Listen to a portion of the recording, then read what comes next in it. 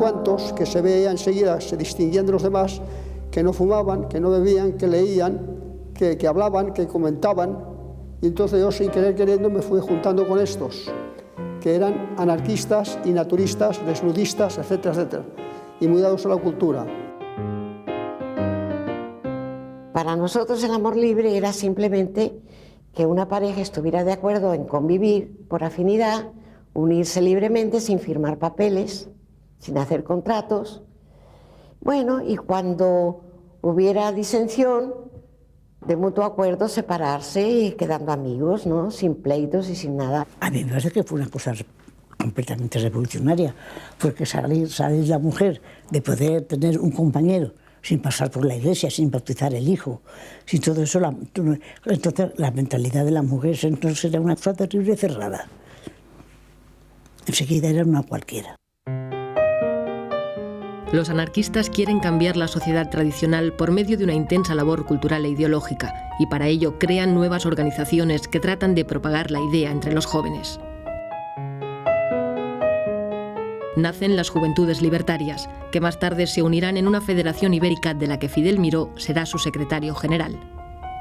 El lema era cultura y propaganda, repartir propaganda y procurar que entrara gente. No le pedíamos a nadie antecedentes ni qué ideas. Ese de los Juventudes Libertarias entra. El día que te canses te largas.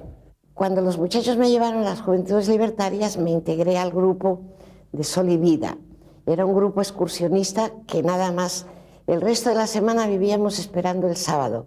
Teníamos tanto afán de instruirnos, porque éramos todos pues proletarios, que hacíamos paradas y alguien leía un libro, una frase, y entonces la comentábamos, descansábamos, seguíamos andando. Es que era una labor permanente, que quizá incomprendida ahora, pero es la que dio un nivel cultural, un gran sentido consciente de la existencia a estas generaciones que íbamos accediendo al mundo del trabajo. Los mítines, la acción directa y la propaganda ayudan a recuperar la influencia de la CNT. En ciudades como Barcelona, 1 de cada 2 obreros está ya afiliado a la central anarcosindicalista.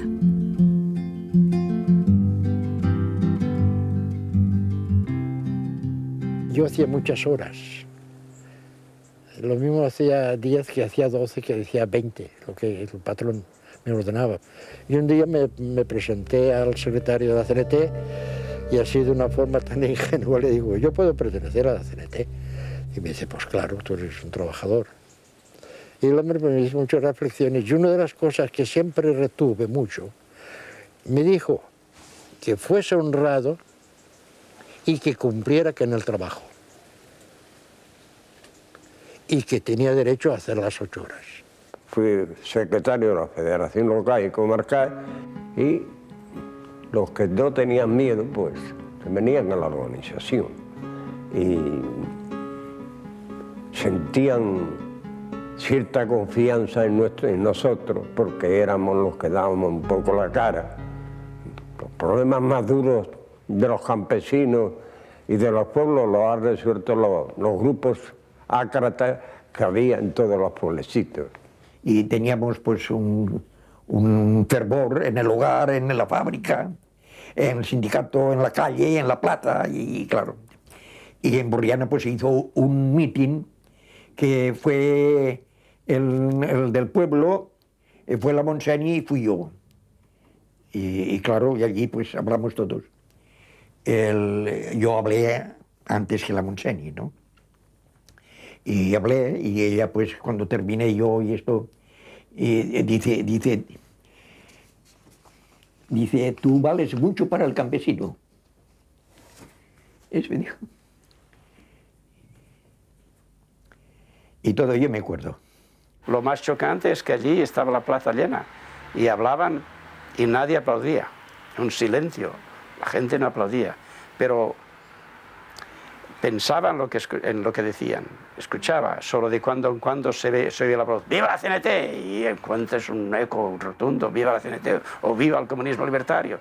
Y eso inflamaba, se hacía sentir, vivías intensamente aquellos momentos sin aplaudir, sin esa retórica comunista que aprietan las palmas y palmas y palmas. Era más serenidad, era más conciencia.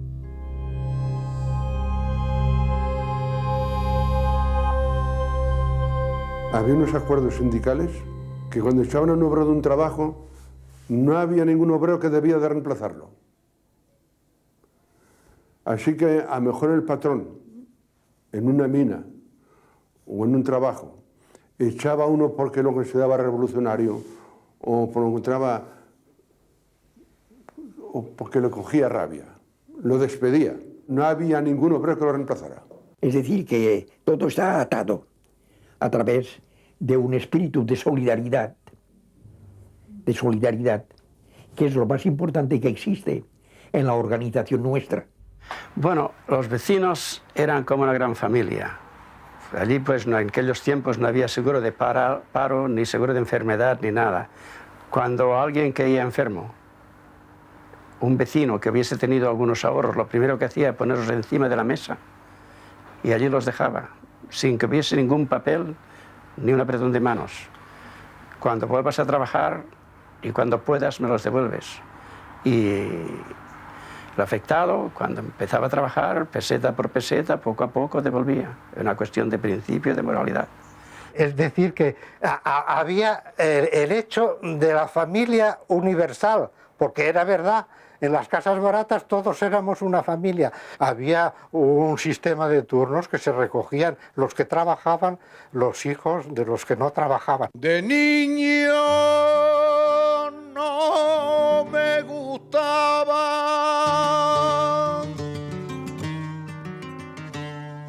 los libros, ni la sotana, ni salir en procesión.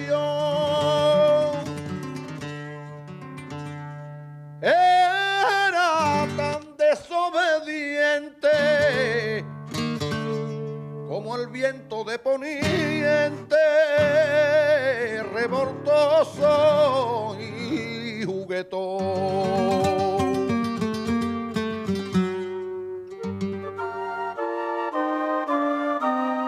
Para combatir el analfabetismo y la educación católica, los anarquistas crean a través de los ateneos y de los sindicatos escuelas inspiradas en la moderna de Ferreguardia, aplicando métodos de pedagogos como De Crolí o Pestalozzi.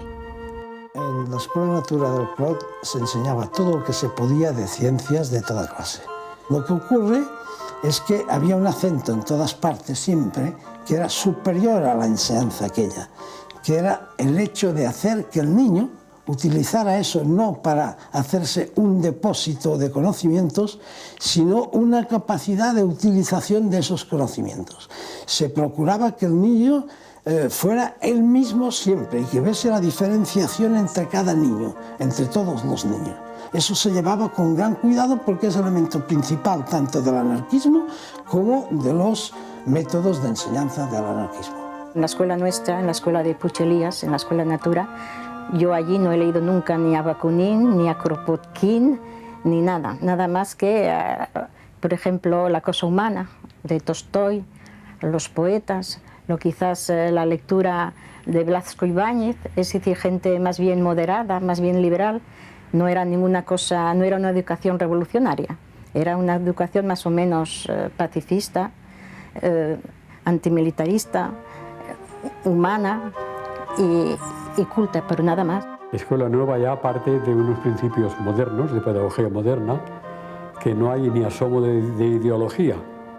Hay en verdad la idea de la libertad por encima de todo y en la base de todo. La emancipación de los trabajadores ha de ser obra de los trabajadores mismos, si no, no habrá esa emancipación.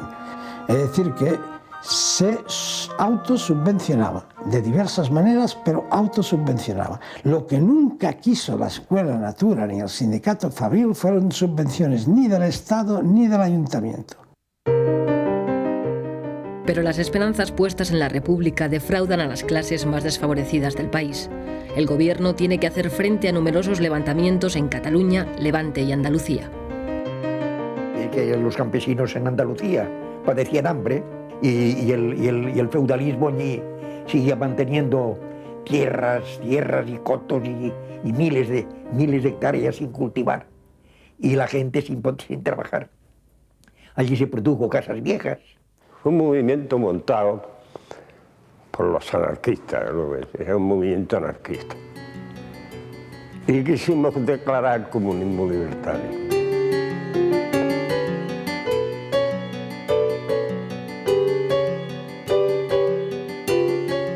A la familia de Casas Viejas, los asesinaron y además quemaron la casa. Y ese es un pueblo campesino de la provincia de Cádiz.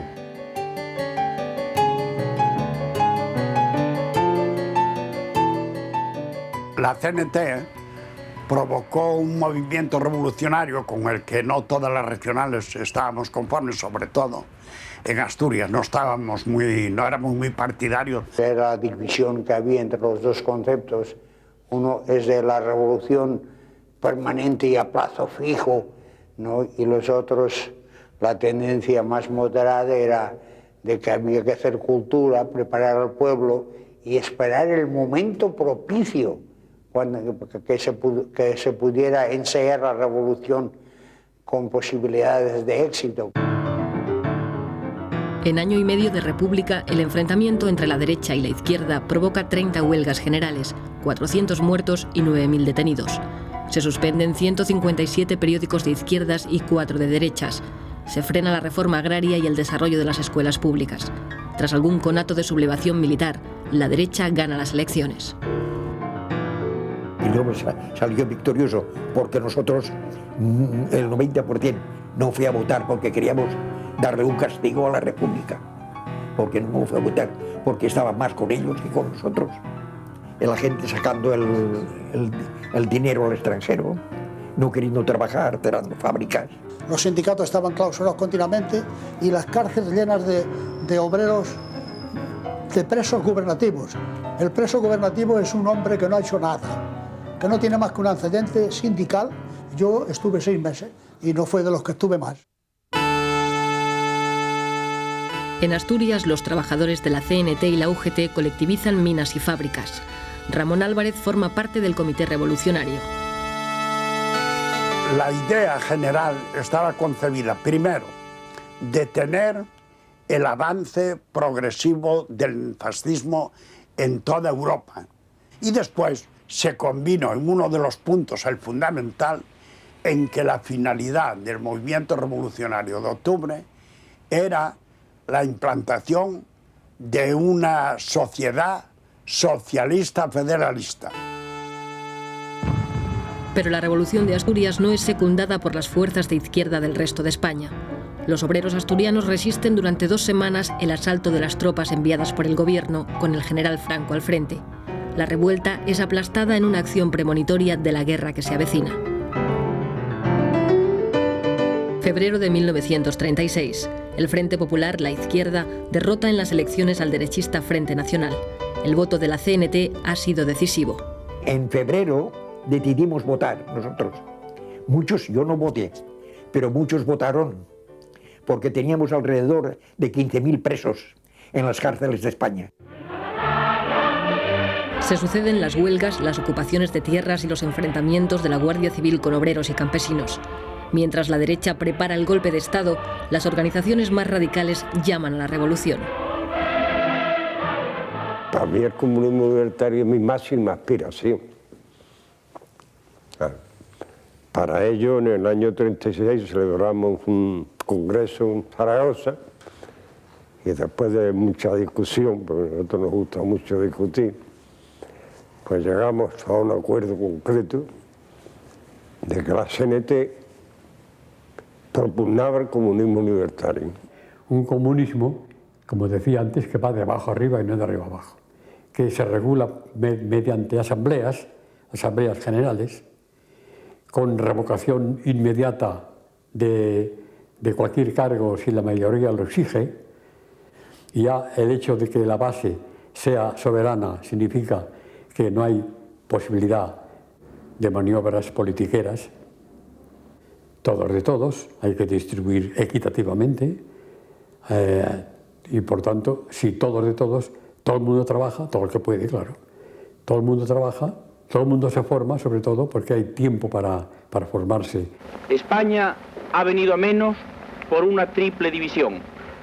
por la división engendrada por los separatismos locales, por la división engendrada entre los partidos y por la división engendrada por la lucha de clases. Entonces los falangistas habían empezado ya a tomar bastante fuerza y se atacaba con bastante intensidad a los compañeros nuestros.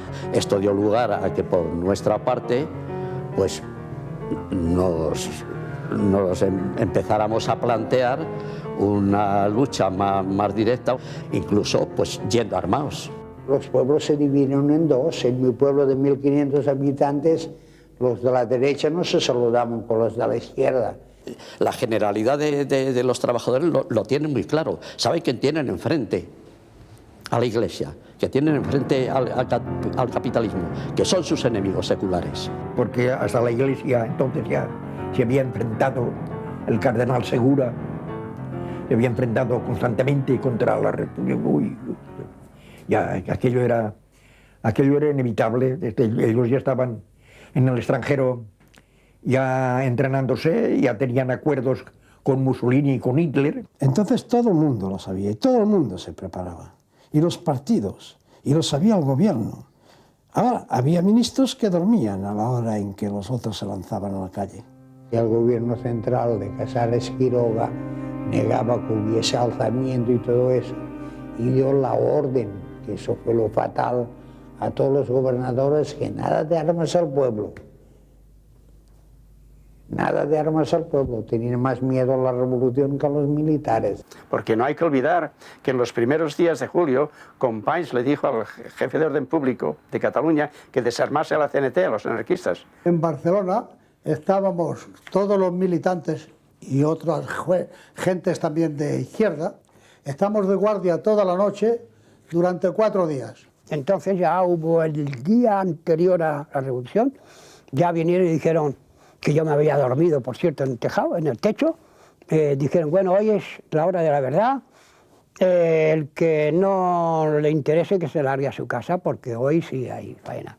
Estábamos en la Plaza de la Generalidad, eso estaba abarrotado de hombres pidiendo armas. Y salía Companys y decía que esperábamos. A gastarme, o a que he venido yo a este mundo, como no sea para gastarme, como no soy sordo mudo, no tengo el por qué callarme ante la ley del embudo.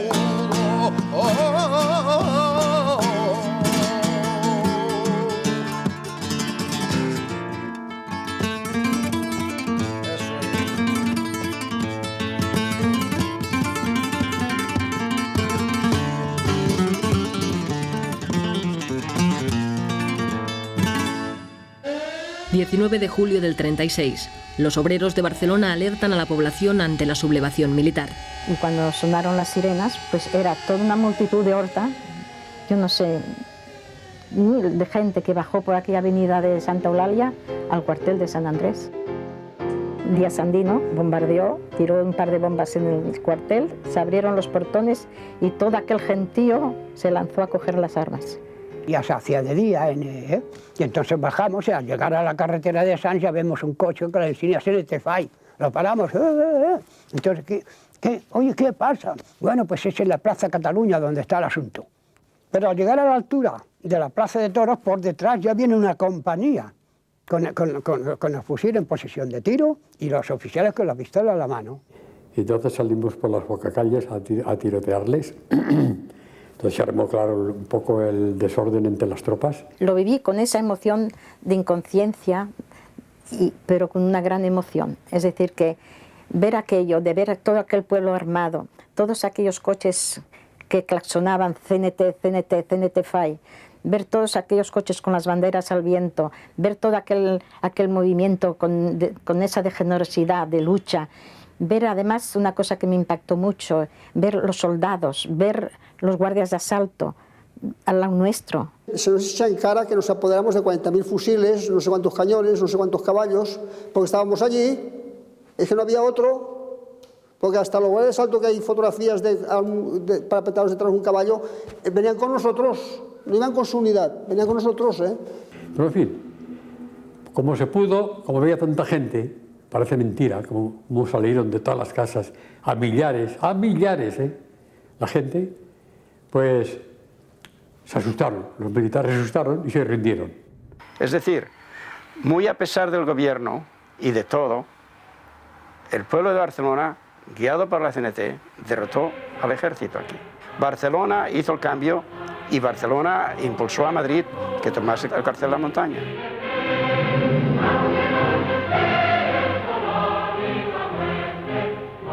Es una manifestación pública de todo el pueblo de Madrid que se levanta como puede o que se trata de oponerse ya desde ese momento a lo que se le viene encima.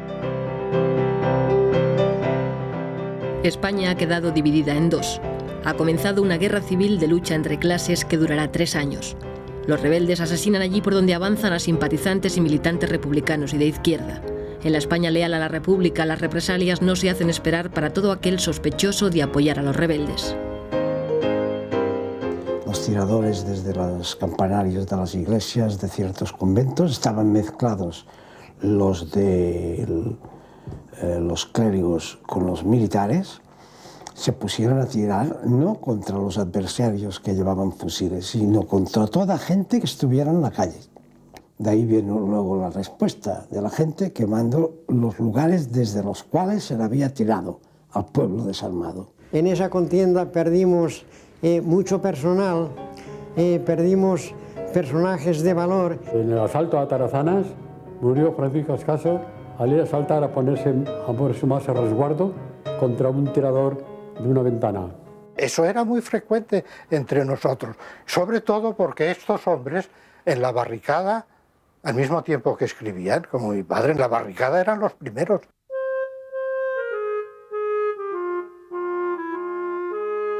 La nula capacidad de reacción del gobierno de la República ante el golpe militar y el desmoronamiento de las estructuras del Estado provoca que en muchos lugares sean los propios ciudadanos los que organicen sobre la marcha la nueva sociedad.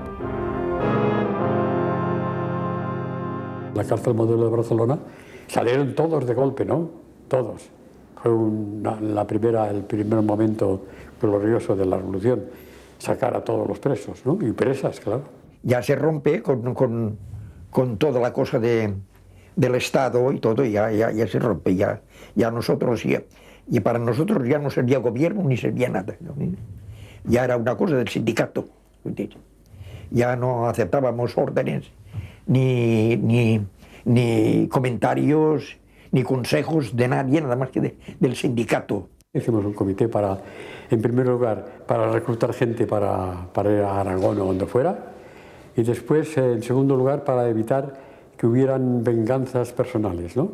El 19 de julio, automáticamente hubo un cambio de sociedad, porque la mayor parte de capitalistas habían marchado, y otros abandonaron, se huyeron, y los obreros se tuvieron que hacer cargo de la administración de los trabajos. Entonces se nombró por la noche CNT y UGT, hubo una asamblea en la Casa del Pueblo, casino, que pusimos como un casino que iban los ricos. Y como que habían desaparecido, pues hubo una reunión allí, y se nombraron los comités de fábrica, consejos de empresa, cada trabajo, el suyo para que continuara, y quedamos que emplearíamos todos los parados que habían, unos pocos a cada fábrica, y así lo hicimos. Y así que es que de parados no había.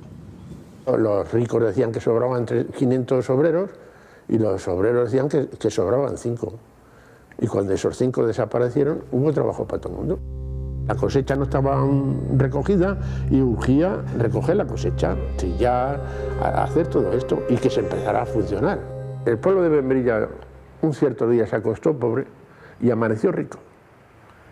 Amaneció rico porque comió todo el pan que quiso, cuando antes no hacía más que pasar hambre. Espontáneamente el pueblo pone en práctica las ideas libertarias acariciadas a lo largo de todo un siglo, sobrepasando las expectativas de las propias organizaciones.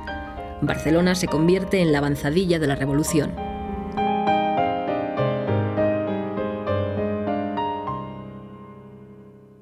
En los primeros días, enseguida entramos en contacto con el sindicato de transporte y empezaron a enseñar a las compañeras a conducir tranvías.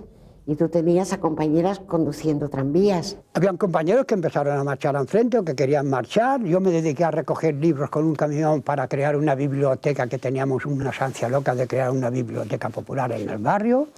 En la entrada